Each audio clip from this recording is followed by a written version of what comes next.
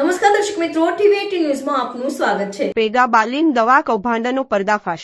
દેવભૂમિ દ્વારકામાં પ્રેગાબાલિન દવા કૌભાંડનો પર્દાફાશ। સલાયા બંદરેથી યમન તરફ ગેરકાયદે દવા મોકલવાનો ખુલાસો। સઘની મોટી કાર્યવાહી, લાખો રૂપિયાની દવા જપ્ત। નાના માળા પાસે ટાટા એસ વાહનમાંથી જથ્થો ઝડપાયો। શો બોક્સ પ્રેગાબાલિન કે સીલ સહિતનો મુદ્દામાલ જપ્ત। શી બોક્સના જથ્થા સામે વધુ 41 બોક્સ ગેરકાયદેસર। કુલ અંદાજે 9.0 લાખથી વધુ પ્રેગાબાલિન કે સીલનો જથ્થો જપ્ત કરાયેલા। દવાની કિંમત 80,77,000થી વધુની। ખોટા બિલ અને નકલી દસ્તાવેજોનો ઉપયોગ ખુલ્યો। દવાનો જથ્થો પુણે અને મુંબઈની વિવિધ કંપનીમાંથી મંગાવ્યો। તામન સુધી આંતરરાષ્ટ્રીય નેટવર્કનો ભેદ ખુલવાની શક્યતા।